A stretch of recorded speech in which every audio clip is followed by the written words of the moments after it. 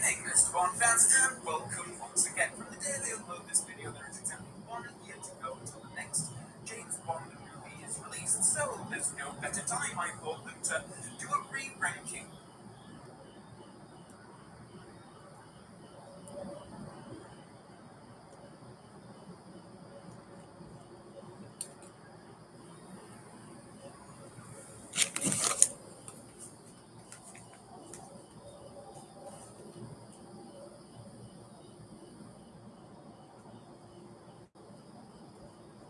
On cloud.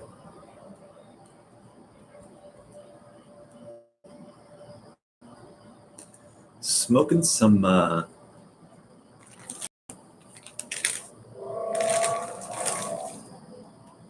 Oriental number 4.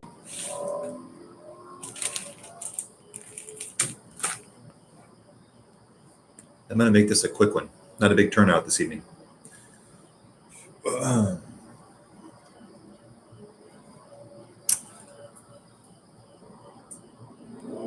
Anyway, I'll go ahead and give my opinions on Peretti's, which I'm smoking right now.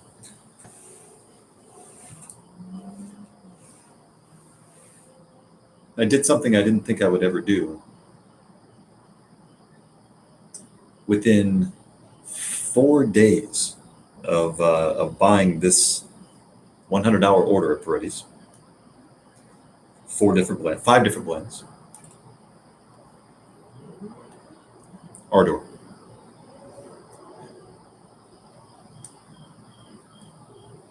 Just sent out some sort of to catch its breath. Peretti's Oriental number 40.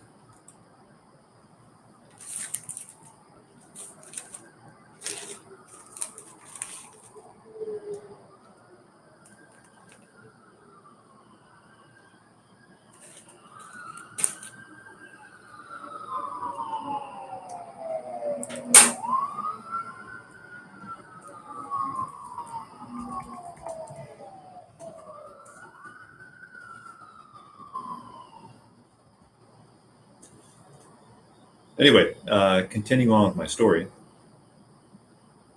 Within 4 days of this arriving, and after my last video, where I was not very pleased with it, and more importantly, once I realized that the retrohale is essentially non-existent in most of the 5 blends that I bought from Peretti's. This brandy has the most retrohale, but it's essentially still, let me give it a shot here, hold on. It's nothing. It's absolutely nothing. Now I'm going to give it one more shot. Give it the old college try here. Hold on a second.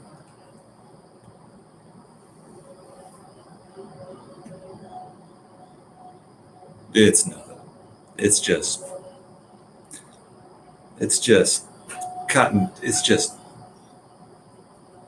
Febreze coming out my nose. It's so light. It's so...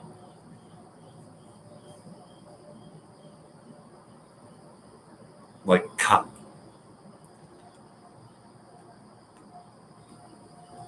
Anyway, I was so disappointed with this order, I went ahead and made another order. I went to put this in movie terms. I went running back into the arms of Cornell and Deal. I never ran back into the arms of a brand as fast as I ran back into the arms of Cornell and Deal. Ran back. On my knees, apologizing, basically. 4 Noggins had a 10% off that was ending last night. So 2 nights, Monday night, I think I placed another $100 order. 3 8-ounce tins of Cornell and Deal, 6 pence. Bayou Morning Flake, and I forget the third one. It was either Telegraph Hill or Montgomery. It was one of those two. The one that I haven't had in a very long time. I haven't had 6 pence in a very long time, and I've only ordered it once. So it's not brand new, but it's relatively new to me. But yeah, I kind of feel like a jerk. I've been complaining about C&D being so variable over the last, God, year and a half, 2 years. I've been complaining about Cornell and Deal for quite a long time, and it is true. I've been dissatisfied with a lot of my Cornell and Deal orders, but Jesus, it's all relative, man. I didn't know how much worse it could get. I got this Peretti's order, smoking this Oriental number 40 right now, and I was like, damn. I went running back to my safe haven.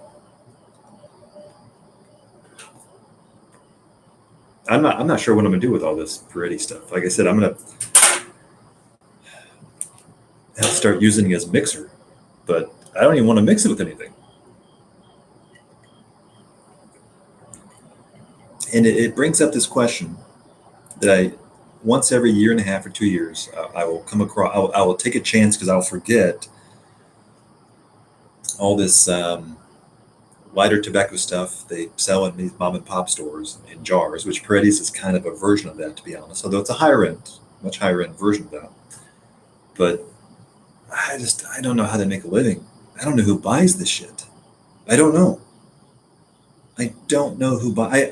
I would love to meet the pipe smoker who buys nothing but Peretti's day in, day out, all year round, and they say, by God, that's my blend or blends. I don't know who it is, but I would love to meet them. Love to set them down and talk to them and shake them and say, why do you love this stuff so much? I just don't get it. I just don't get it. I'll tell you one thing. Whoever religiously buys this stuff does not retrohale. Because if they did, they'd quickly realize there's no point. They would stop retrohaling because there's nothing there. There's nothing there. Cornell deals that abusive husband we all deserve. It isn't that bad. He only hits us because he loves us. Yes. I couldn't have said it better myself. Cornell and Deal does burley well, I've heard. But you should smoke it and prove it. I'm a Virginia fanboy, so there are only a few offerings that I like. They mix burley with everything. But I've been ruined. I have been ruined. I don't think there's any going back for me. I didn't realize how much retrohaling I've been doing. And how if I don't feel something, I don't see the point of smoke. I got to be honest. I never said this out loud before. If I don't feel something in the retrohale, I literally don't see the point of smoking anymore. First year of my hobby, I would, coincidentally retrohale, and it was nice, but I didn't know how to make it happen. Second year, I'm sure I was doing a little more often. I'll tell you one thing, for the last 2 to 3 years, I'm doing it all the time. And I actually consider that pipe smoking.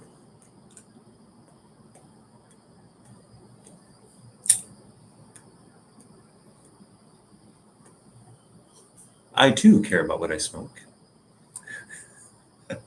Any old blend won't do. Yes, welcome to the club. I fell in love unexpectedly with the Two Friends English chocolate. I've seen it but never ordered it. And GLP's collabed on it. Okay. Retrohale's where it's at, man. Here's the thing. Once you go retrohale, you can't go back. It's a whole new spectrum. It's like a kaleidoscope of colors and flavors. That once you retrohale and you know how to do it and know how to make it happen, it's the only way to go. You can't unlearn it. You can't undo it. And just blowing smoke out your mouth seems like a waste of time, a waste of energy, to be honest.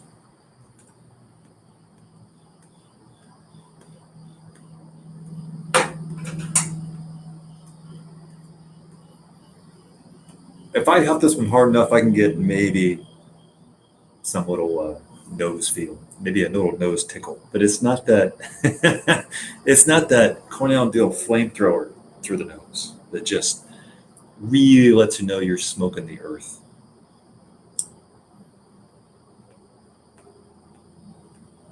And it's not just Cornell and Deal, by the way. I had some Escudo. Same thing. Retrohale is amazing. Anything by the new Dunhill University Flake, Dunhill Flake, solid retrohale. Rat Rays, I haven't. The retrohale is actually a little bit light, to be honest. But I used to love that many, many years ago. But yeah, I'd like to fly to Boston and hang out in the shop, wait for that guy who comes in to order his monthly supply of Peretti's, follow him home, and and just watch him smoke and ask him, "What are you tasting? Where's this flavor coming from? Why do you smoke this shit?" that's that's what I want to do. Somebody here. I mean, they've been selling this stuff for so long. 50 different blends.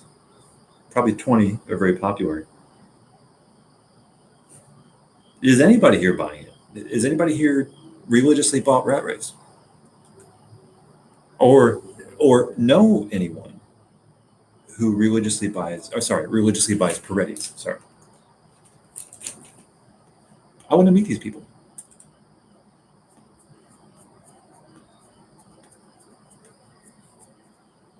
Oh, recovering. I've always been afraid to retrohale. Brother. Seriously? How can you be afraid to? It happens. It happens accidentally. You can't. You can't. You can't actually prevent it. I understand you can't really make it happen, but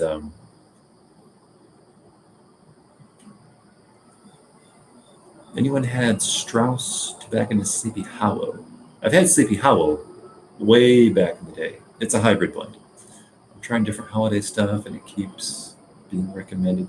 I mean, it's been 4 years since I had it, and it's going to be like one of those McClelland crossover. They call it crossover, not hybrid. Crossover blends. You know, half aromatic, half English, probably. I'm sure it's fine. Recovering. Come on. How could you worry about something you've never done? What's the worst? Have you ever had wasabi? I mean, it's not going to be as bad as wasabi or horseradish. There's nothing to fear about the retrohale, man.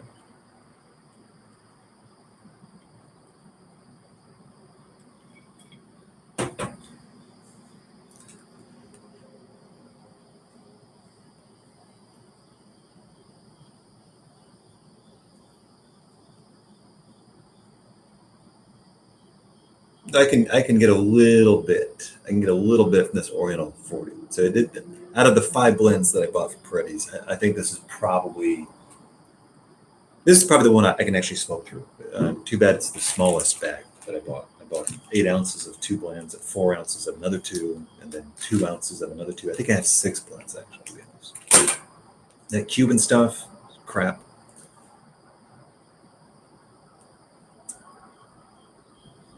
The 333, I'm going to give it a shot, but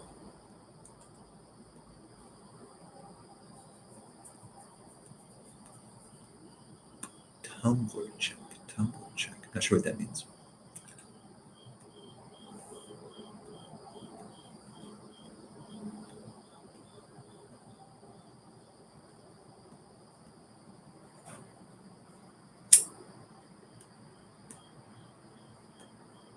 A goopy pumpkin spice. I wasn't going to say it, McLeod, but I know it has a hell of a lot of is it PG on it, propylene glycol. It's going to be shiny, man. You're going to be able to see your reflection in that tobacco. That's how much PG it's going to have on it. So I'll agree with McLeod here. It's going to be goopy. It's going to be sticky. You put your fingers in that stuff, it's going to stick to your fingers. And I agree. It's probably, I mean, it's going to be lane 1Q with pumpkin, basically. Maybe some light key. I'm not sure if it's a light key one, to be honest. No, but I don't. With all that said, I think you should go ahead and order it. I mean, look, we've all ordered heavy propylene glycol tobaccos before. It doesn't mean they're bad. It just means Buy 2 ounces. Don't buy 8. Don't buy 16. So I'll go back to a story I told many times. When McClellan was still around, they had this super shiny, super PG aromatic. I always forget the name. Had the number 5 in it or something, but it was like candy. It was so good for like a half a bowl. It was like smoking cocoa pebbles, or fruity pebbles, but it was a high quality aromatic. It wasn't like Captain Black. It was the only aromatic I actually thought was worth smoking. And it was better than Lane 1Q. And there's moments where you want an aromatic, even me. I don't want to do it more than 1 bowl per day, but it could be your morning bowl, it could be your evening bowl. There's sometimes you just want something sweet.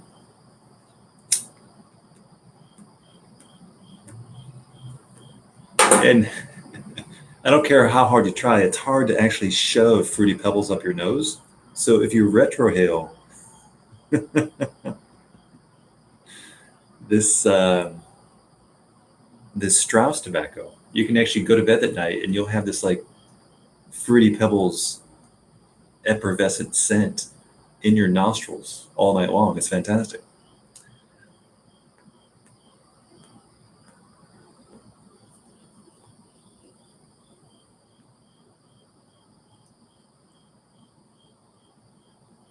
No, I was overstating. It's not going to be goopy. I'm just going to say, when you come from a Cornell and Deal supply, and then you look at the old McClellan stuff or Lane 1Q or this stuff, it's going to be shiny. You open up a tin of Cornell and Deal, it's flat. There's no hint of glossiness of any kind. This other stuff, it's gonna look pretty. You're gonna be getting some real pretty looking tobacco. But guess what? It will light. It will stay lit. It's not wet. It's just conditioned. I'll put it that way.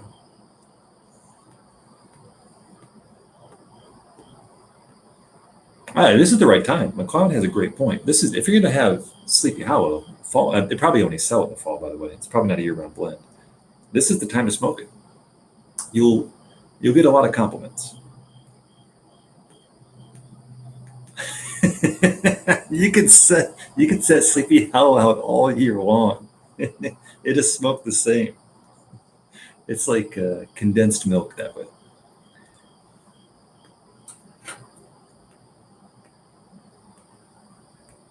What's that quote from Vacation? Randy Quaid, Chevy Chase. He's at the grill. He's cooking up burgers, but they're not really burgers.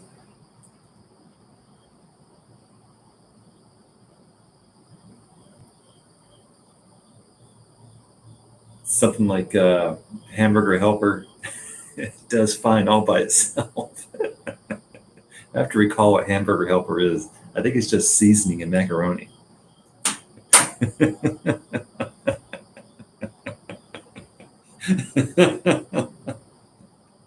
That was a classic scene.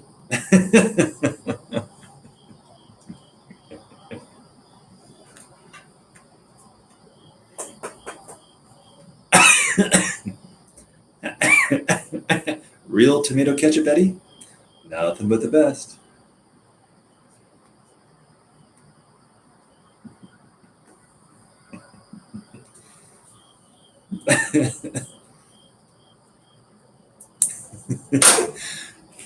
And that's why I smoke Peretti's Oriental number 40.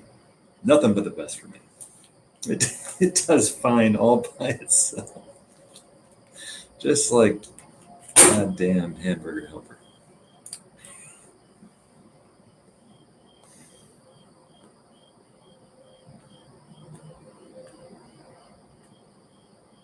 This one is actually salvageable. Like, I hate that I have to say that. I spent $100. I bought $100 worth of tobacco.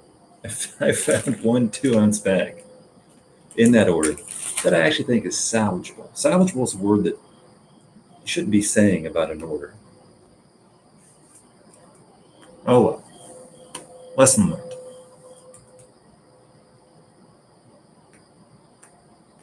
I am now a more informed pipe smoker. And to be fair, that's part of the hobby, right? It's still not anywhere near as expensive as taking chances on cigars. So I just had a very large experiment in a tobacco brand that I will never forget and never recommend. 333 Tashkent Cuban mixture.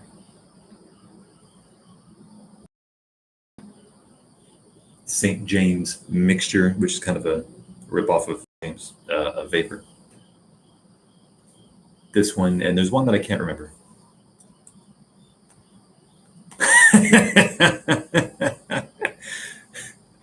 You got Rodney Dangerfield here with Yeah Okay. All the excitement of gambling with none of the profits. I watched Rodney Dangerfield clips all night long last night before going to bed. All the Johnny Carson highlight clips. Man had an amazing life story. Got back into comedy at the age of 40. Talk about slugging it out. The amount of material he memorized, not just while stand up, but even on his interviews. He was doing material even while seated, never really displaying his real personality. Well, I don't want to say I gave Tashkent a couple bowls, so I'll tell you what, it's definitely not amazing. I mean, maybe I could salvage it, but it's going to be a B minus at best. Once in a great while, I'll change my mind, but I don't think so. We'll see.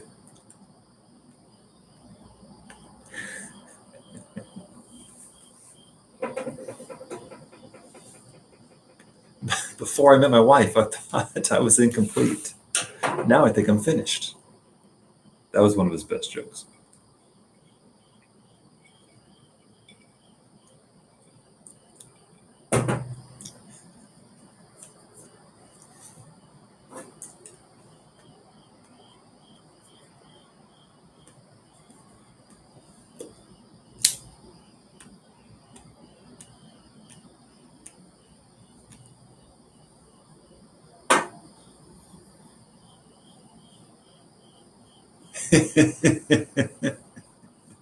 My father saw an ad for Drink Canada Dry, so he went up there. That took a while to sink in when I heard that last night. That's deep-seated humor. Smart humor.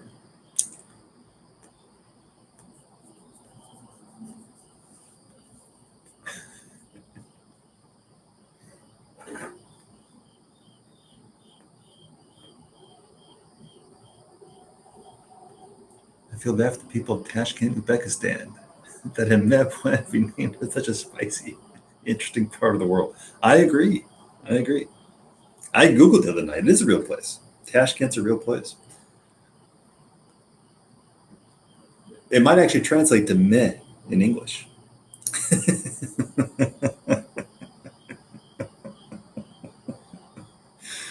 That's a lot of letters to translate into 3 letters.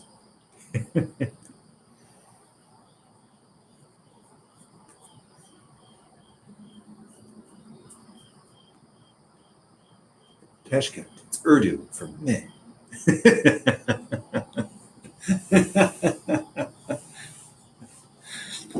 Seems so civilized.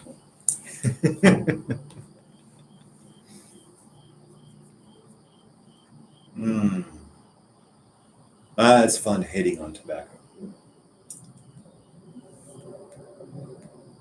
I just wish I had a mustache to twirl and twist. I think I do. I have another Peretti's blend I can hate on. I might load up another bowl. I think I brought 333 with me. No, I brought some other bullshit blend. Let me go to the cellar. In this case, I'm on a road trip, so the cellar is in the backpack. Let's go see. Why let the comedy stop here? Let's see what we got.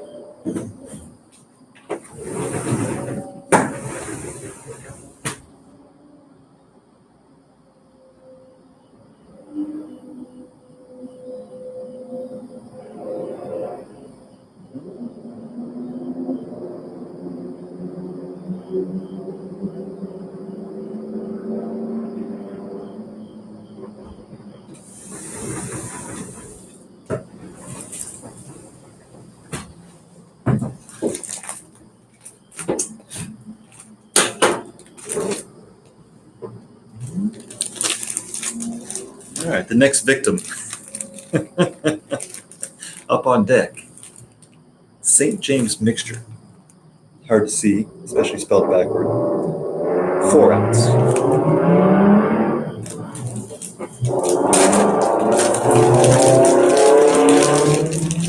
Let's see if we can tear this into a hole as well.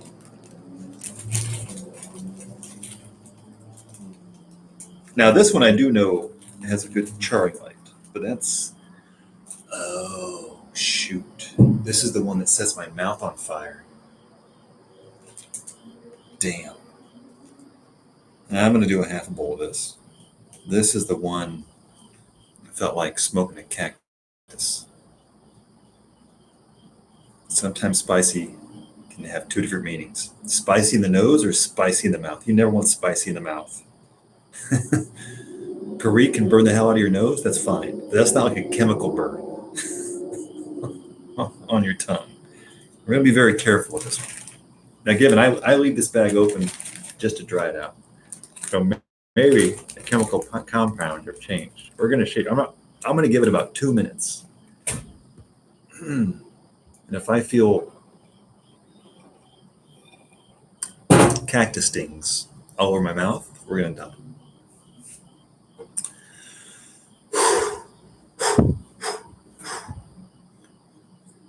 You can do this. You can do this.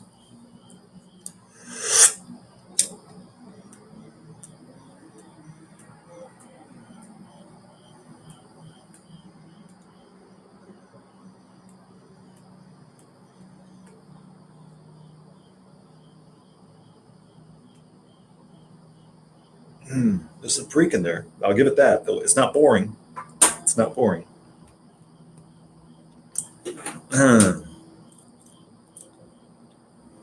We need tin art and blend name, please.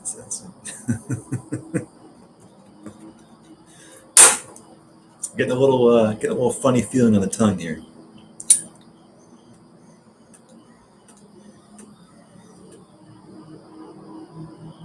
Retrohale's barely there. It's almost like pure Perique. So this is a good point. In the Cornell and Deal Periques, or vapors rather, Elizabethan, so on the Dunhill side, those vapors. In my experience, when you retrohale and you get the Perique vibe, it's not the Perique by itself. It's Perique and a Virginia vibe, or Perique and a Burley vibe. But this one, it's not crazy heavy Perique, but it's like the Virginias or whatever is in here, nothing.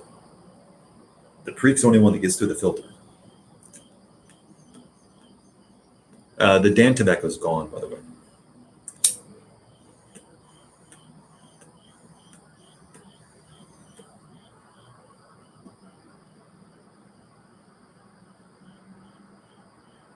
It's spicy.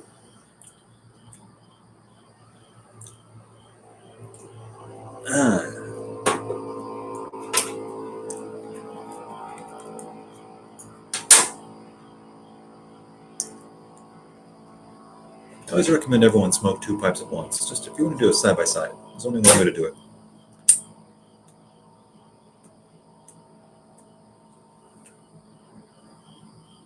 Much smoother, to be honest.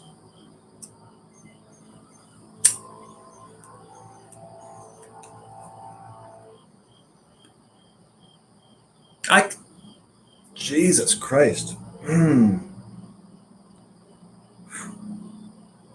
By the way, both these blends have a tobaccoreview.com rating of higher, greater than or equal to 3.2. One of them's a 3.4. I think one of them's like a 3.5. I don't know who's writing these reviews. God bless them.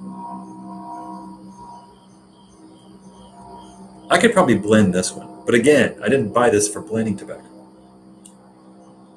That's what you call salvaging. That's the look of pure enjoyment. They should put me on a commercial for Peretti's and take a screenshot of this video.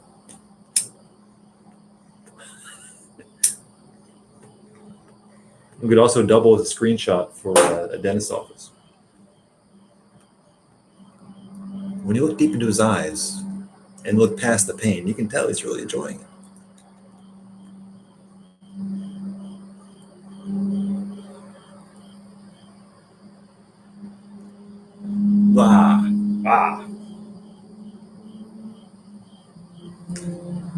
Okay, I could blend that maybe. I might have two keepers. Maybe. You guys know what I'm talking about. You've done this before. You buy tobacco. It's not great. It's not horrible. You don't want to dump it. And so you're like, well, I'll mix it with something. But in your mind, you know that whatever you mix it with, it's going to bring it down a notch. But you play that efficiency card in your mind, and you're like, well, I'm getting more volume of tobacco, so it won't bring it down that much. And then it's kind of like mixing old milk and new milk to re-energize the old milk. It's probably better not to mix them, but you do it anyway. I've done that before. If you mix two bad things, you might get something good. If you mix something bad with something good so that you don't have to throw out the bad, that's a tough one.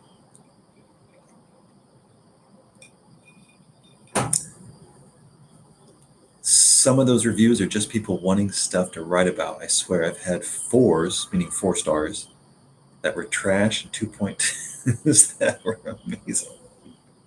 I want a story. Yeah, okay. What was the 4 that you bought that was crap? I almost took a drag of this with a pipe cleaner still in it. It could probably help. They should put this on the recommendation of Peretti's. Smoke with the pipe cleaner still in the pipe to filter out all the stuff that you don't want to taste. We recommend just go ahead and leave the pipe cleaner in it. God knows it can't hurt it.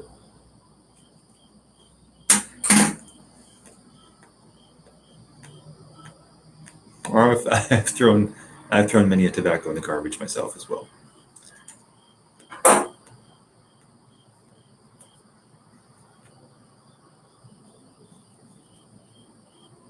It's getting a little more smokable.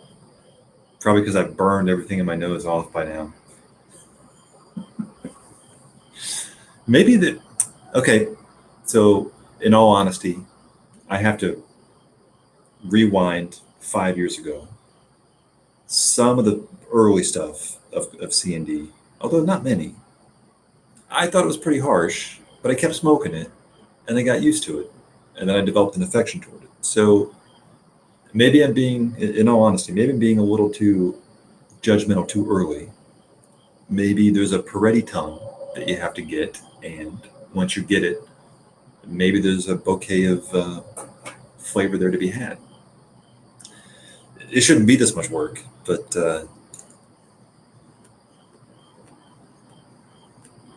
I don't want to give up just yet. You shouldn't have to suffer too much. The 4 was the horrible Sutliff's Christmas Spice. My taste buds just shuddered in my mouth. They said it was eggnog. Yeah, maybe eggnog. Left in the sun for 3-4 days. I don't smoke Sutliff. I bought it a few times. Talk about goopy. Talk about propylene glycol. I had Wessex. Well, I had Wessex earlier tonight, but it wasn't my beloved Burley size.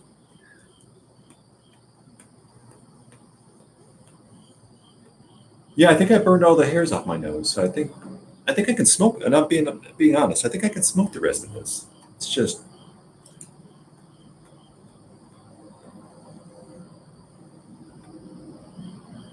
I think I can do this. It's Periki. It's very Periki.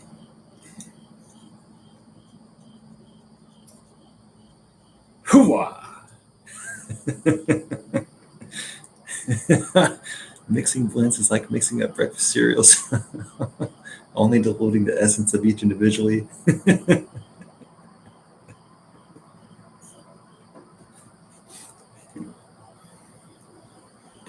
I'm going to see this to the end.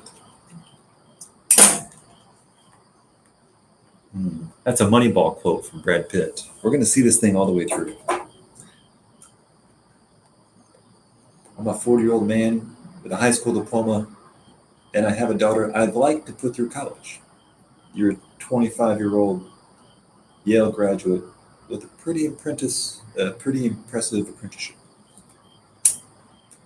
I don't think we're asking ourselves the right questions. Do we believe in this thing or not?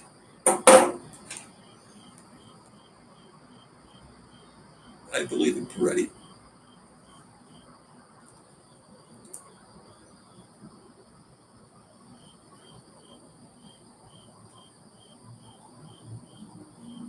I will give. I'll give this one compliment. I will give, just to catch up everybody what we're talking about here. I will give the St. James mixture from Peretti's one compliment. It's not boring. It's not boring. Some of the other stuff is boring.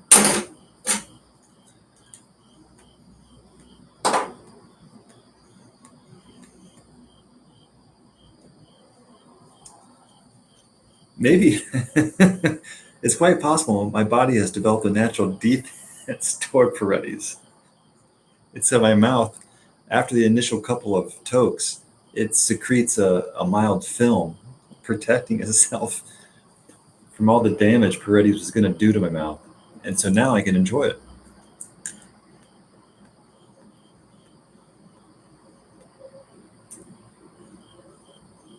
Kind of like a Peretti's vaccination, or it could do no harm.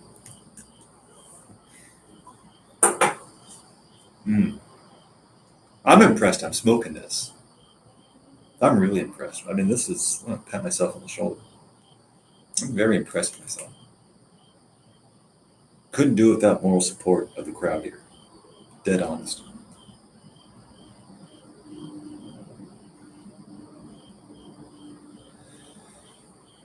Peppery. Pepper. Not a lot of tobacco, just pepper. I'm trying to search for the Virginia. It's just pepper. This is straight up pepper. I'm in a hotel. There are some pepper packets next to the coffee maker. I could just put this in my pipe and smoke it. That'd be a fair comparison.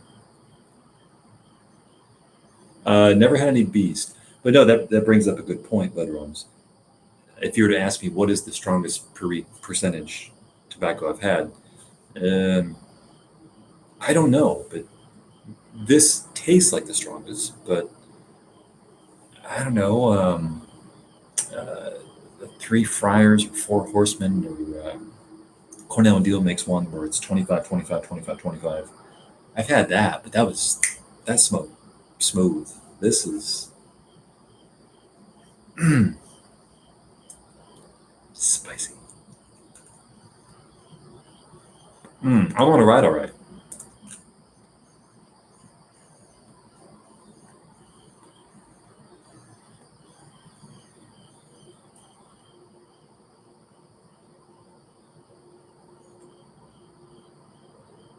And now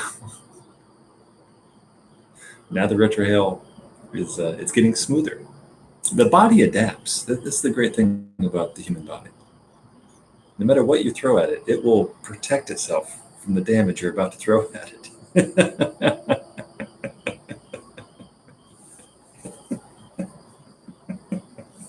I was going to say RIP mucous membrane, but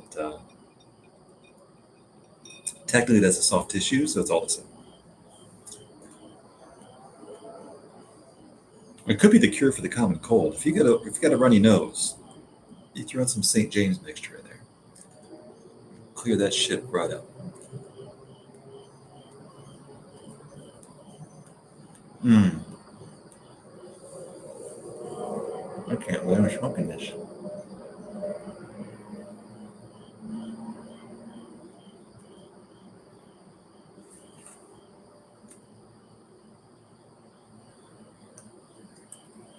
There is some residual tingling in the mouth that is not a good sign. Your tongue should never feel your tongue should never feel like a sparkler. And I'm getting just make sure there's nothing. Yeah, there's a little bit of sparkliness happening on the tongue. I've never had that before with any other tobacco that I could recall. It's not natural. It can't be. It can't be a good sign. I've heard of tongue bite. I've never heard of tongue sparkle. But I feel like I have glitter on my tongue. No new pipes. I'm a tobacco guy these days. I might get a new pipe sometime this fall, but this is about all the excitement I can take. A new pipe is never going to change the experience as much as a new tobacco will. Can I brag about something? I'm going to brag about the furniture on my patio here in this lovely hotel in Charlotte, North Carolina. I'm sitting on a little chair here, and they got this little bird. I just saw this in the chair facing me. They have a little Tweety bird here that must be the mascot to the hotel. It's very picturesque. I feel like it's a patron saint of the hotel.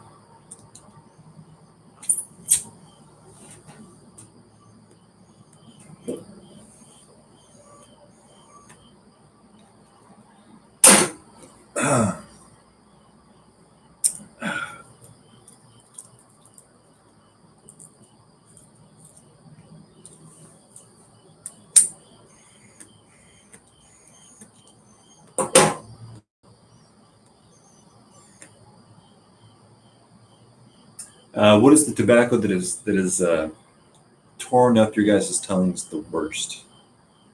I'm not talking about flavor. I'm talking about tongue bite, tongue torture, tongue whatever. From a single bowl, is there anything? Obviously, you can smoke anything all night long, and the next day your tongue is destroyed. But is there anything that's just been? I'll call it like a creeper tobacco. You can't feel it happening in real time, not really, but very quickly after a single bowl, your tongue is just destroyed. I'll call out two that I've never smoked, but have bad reputations. McBaron number one, I've heard is, depending on your body chemistry, can just be a tongue destroyer. I think that's probably the biggest one I've heard of. I'm at the point where I've completely stopped jumping around trying different tobaccos and sticking to a handful of favorites and neglecting my cellar. I love to order different tobaccos and try them. Neglecting your cellar. Because your cellar is full of stuff that you don't want to jump into, I'm assuming. I would see your point, Budrums. You don't want to keep stacking your cellar of a variety, but you might as well try to smoke through it, right? My first bowl or two of Samoa destroyed my mouth until I learned its pace. Yeah, Samoa, you gotta be careful with that stuff because it's so riveting, so thin. You can freight train that stuff quicker than, I mean, even if you pack Samoa super dense, you might have a 15-minute smoke, tops. It goes up like a scarecrow. Nobody gets that reference, but it's a Wizard of Oz reference. I thought that was fine. I stole that from some movie. But whenever I say it, nobody ever gets it.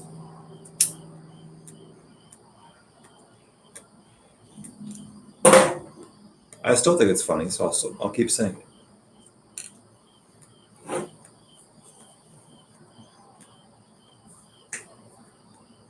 All right, more suggestions. There are more stories here. Worst tobacco that's ever scorched your tongue in a single bowl. A single bowl or two.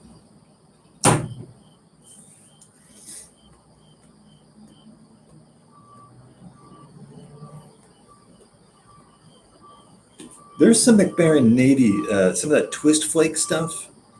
I don't really venture into that side of the McBaron. I'm a little leery. And I never got crazy tongue bite, but it does weird things to my tongue mid bowl that I know I don't want to go down that path. I think it's the twist flake. It's cut in a square and it's kind of twisty, I guess.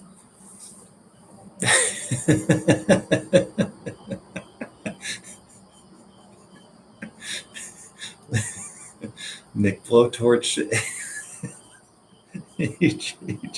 Pure Virginia. We're gonna need a story here. Uh, yeah, okay. Are you saying on the charring light, you know right away this is not going to go well, or is it more it smokes fine, and then a half hour later your tongue is destroyed? Because there's a big difference between the two. Sometimes, like with the sparkler tongue I'm getting from this stuff or got from it at the beginning, that's an early indicator. And then there's the stuff that you don't know until it's too late. I've had both.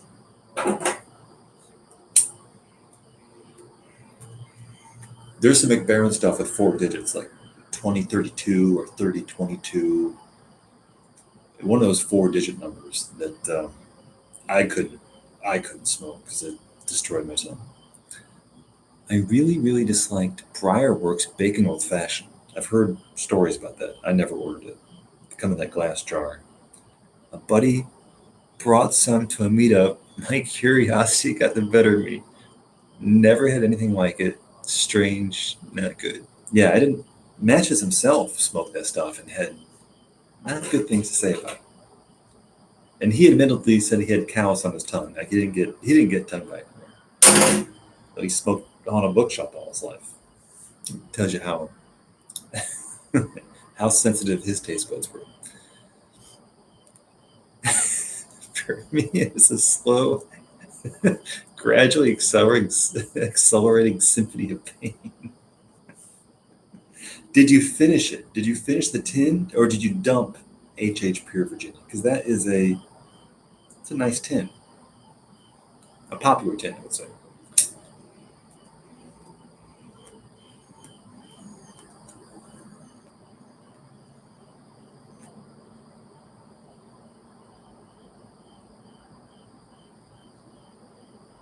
I made this video about how challenging um, Cornell and Deal's Burley Flake number 2 was 5 years ago. Really struggled with it, but that's a completely different kind of struggle. That was not tongue bite or tongue burning. That was I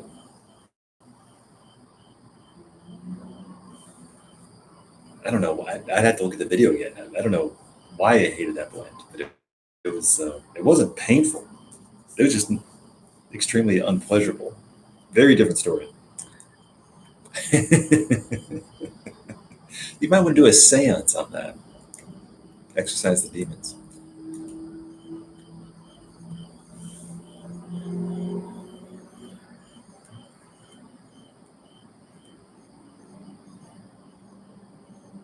Wow.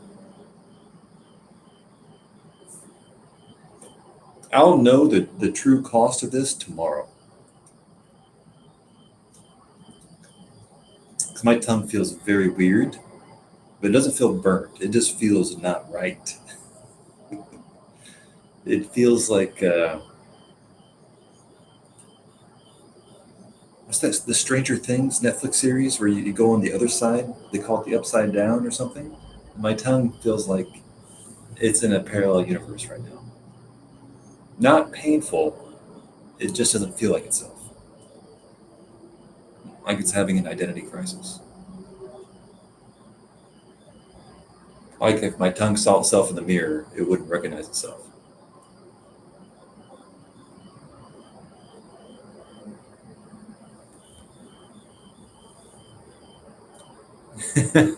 Oh, this one's easy. This is a great question, Strapman. Um, top 3 best tin art. I mean, as I flip through my memory, because I see everything as postcards or static images. Um, I don't like try hard tin art, so I think University Flake is one of my favorite tin arts. To be honest, that'd be one. I kind of like simple and bold, or maybe understated tin art.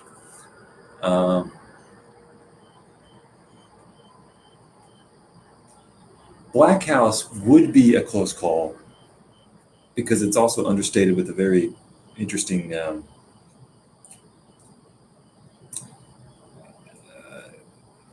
kind of headdress in the middle. But the black is not a deep black, so I'm not going to count that one. But it was playing with greatness there. Cornell and Deal stuff, you can throw it out pretty much for the most part because it's really low rent. Sunday Picnic back in the day, it looked like a grammar school crayon project. I don't think there's any great Cornell and Deal tin art, to be honest. So you can almost throw the entire brand out as far as I can tell. GLP, the same thing.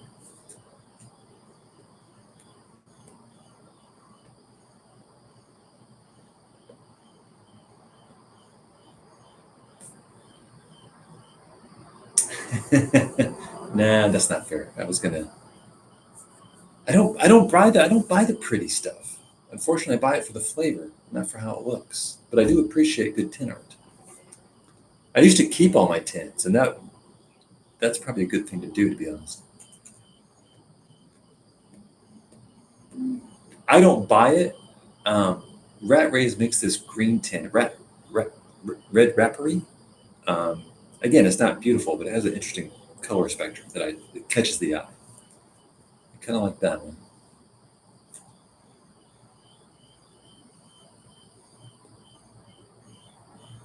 I'm not looking at the comments because I don't want to be biased here. Let me think.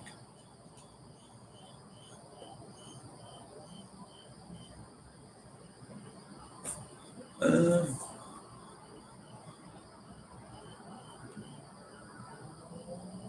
it's hard to think of the tin art and not the quality of the tobacco. That your memory is affected by both of them. I've never had a great. I'm trying to recall a great tin art that the tobacco smoked like crap, but it's hard to think about.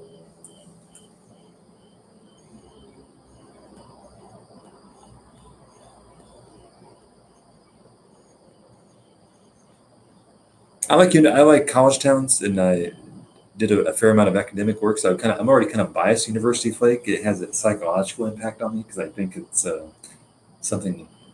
I feel like a more like a professor when I smoke it. It's one of the few blends I'm actually affected by the name of it because it makes me feel prestigious, but also because it smokes and tastes something like a professor would smoke too. Very understated, not in your face, not aromatic. So it's the perfect triangulation of tin art, name, and flavor. Um, Arguably one of the, I hate to say it, one of the most perfect tobacco marketing combinations that I think exists. And yet you can have bowls that are unremarkable, but I still have the highest respect for University Flake, much more so than Irish Flake.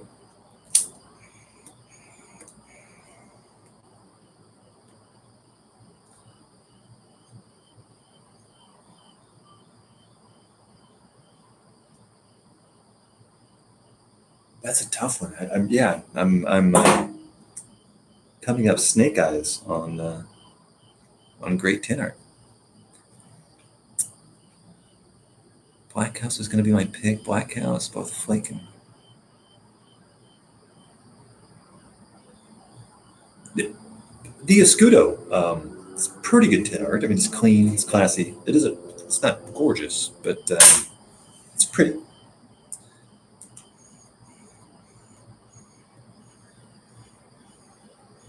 Oh, I mean, the worst tin art with the best tobacco, not lately, but back in the day, was Sunday Picnic. Sunday Picnic was horrible. Oh. And not that it was fantastic tobacco, but what was that Cornell and deal with the rooster? Not the red rooster, the exhausted rooster. You talk about low rent tin art. Horrible tin art. I used to love Raja's Court until it kind of changed on me, but also very generic.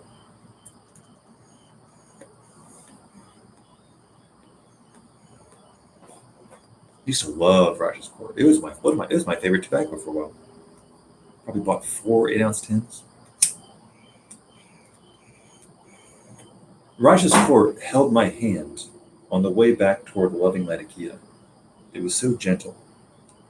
It was like a big brother. It was like everything's going to be okay. You're not gonna. It's not gonna be a lap bomb, David. I'm gonna take care of you. Just smoke me. I'm gonna give you the Orientals that you want.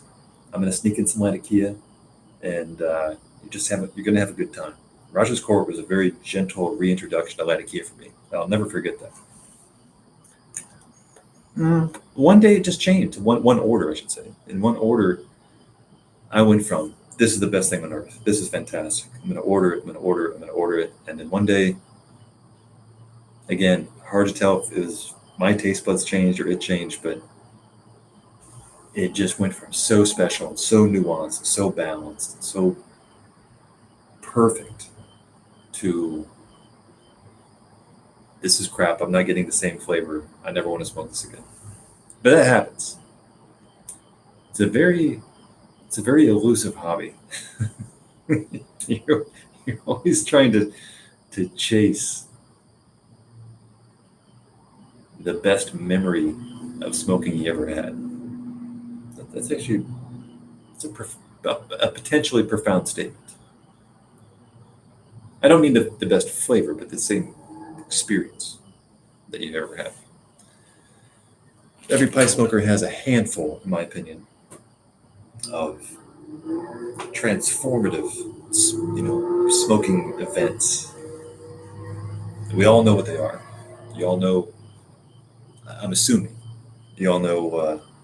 Recall where you were, what it was, and that it was profound, and it made you stop and realize and take note of what is this, and they happen less often through your pipe smoking career, unless you take breaks. Maybe that probably helps, to be honest. But if you're kind of a daily smoker like I am, it's very hard to have new memories like that. But you always have a handful. Bowling and beer, Sunday picnic, afternoon delight, all have. Yeah. Yeah, okay, which one's happening to you? You're falling out of love with it, or you're falling back in love with it, with Latakia?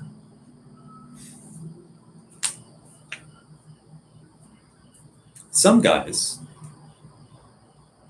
fall in love with Latakia, and they stay in love, and that's it. There's no turning back. They don't have any what I call course corrections, like 180 degree turnarounds and crazy reactions like I did. Like I swore off of it for like 3 years. Never wanted to smell Latakia or taste it again. And I still am hesitant, but I can do it in moderation. But it's never. I can't think of the last time where like, by God, I want an English blend right now. Can't think of it. It's always like, well, it's kind of like fish for me. I'll eat fish if there's no steak, but I've never, and I mean never, walked into a restaurant, looked at a menu, and you're like, you know what? I'm in the mood for fish tonight. Never happened. I'm discounting sushi, by the way, but never happened. No, I mean, I ordered Northwoods a year ago, and railroad station, and then I left it in Georgia. I think I had one bowl. That was a disaster. But no, I'll order it, but I'm never craving it. I'll order it as like you would order kombucha, like just to give it a shot, as something, a change of pace. But I've never woken up or said I'm craving English or Wadakia, and not in the last couple of years. Not in the last couple of years. Early in the pipe smoking career, definitely smoked a lot of Larry's Blend, craved Larry's Blend. Doesn't happen anymore. I think I only like it in tasteful amounts, though. I'd still turn my nose up at a lab bomb, sure, like Pirate Cake. Find myself loving blends lately that feature lat as a component, yeah, as a condiment, right? Surrounded by propylene glycol, like Sleepy Hollow. I don't always smoke Latakia, but when I do, I want it shiny and covered in PG.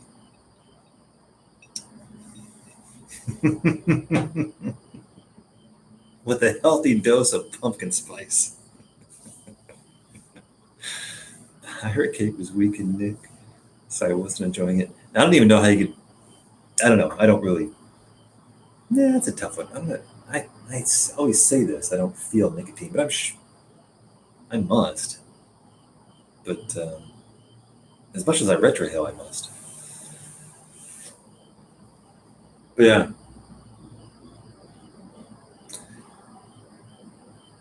Anyway, I finished my bowl. I was never a Boy Scout, but I feel like there should be like a little badge that I earned for smoking St. James mixture. Honestly, I feel a little better. I feel a little better because I know that now that I don't have any taste buds left, that I can smoke this and mix it, because this could be a Perique bomb, which is hard to find these days. So I think I can mix that with something, and then I can smoke the Oriental number 40 straight, but I could also mix this. So I think even if I have to toss the other $80 of the order, at a minimum, I've salvaged $20. And then I can always age. I don't think you can age Perettis. There for about 2 seconds, that seemed like a legitimate idea, but I don't think you can age the stuff. Well, I'll demonstrate this for a second. It has a weird feel to it. I've had my hands in. That came off wrong. I've had my hands in many a tobacco, but this one, it's not going to come out on camera because this is the built-in camera. But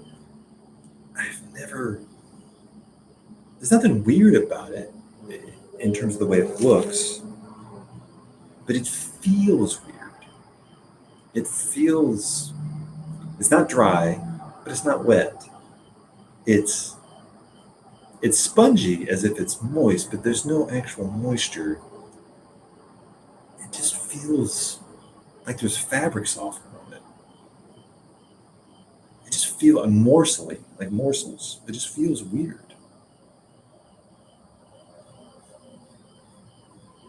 I don't know. I don't like it. I don't like the way it feels. I'm not going to touch it anymore. I'm just going to smoke it when I have nothing else to smoke. Geary, you missed out on a hell of a conversation. I have a weird nick sensor. I can smoke some University Flake in the morning and get a nice nick hit. I smoke blends that are stronger, like Riverboat Gambler. Oh my God. Bud Rums. You brought up a blend I haven't had in years. Riverboat Gambler. I bought that one time, and I sent a sampler to this guy in Norway that used to watch this channel. Riverboat Gambler is rough. I mean, this was 4 or 5 years ago, but Riverboat Gambler it was harsh. It's not a big seller. It probably has like a 2.5 on tobacco reviews. At least back in the day it did. That's some rough stuff, man. I would assume the opposite. I would assume you would have got a big nick hit off Riverboat Gambler.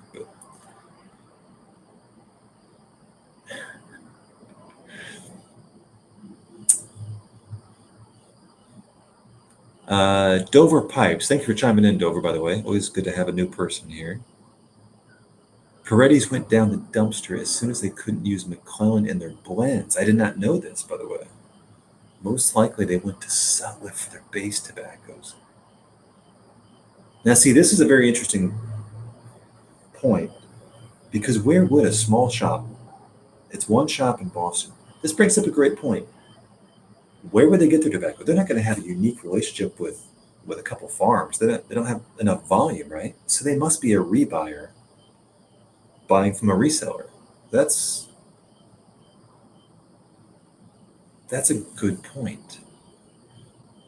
If Peretti's only bought from Cornell and Deal and then added their own little magic to it, I think I'd be a huge fan. I should call them back up tomorrow and say, you might want to talk to the guys down at Myrtle Beach. This could be very good for you. And then they could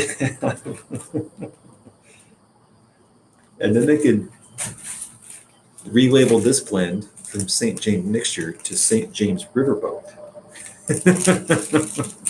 And then it could only improve. That's a great point, Dover. Thanks for bringing that up because they must buy it from somewhere. Yeah, I mean it must be, right? By process of elimination, it must be one of those three. Yeah, yeah. Anyway, guys, I gotta get to bed. Great conversation. Thanks for joining me. I'm appreciative of the moral support to get through these two blends. More to come next time.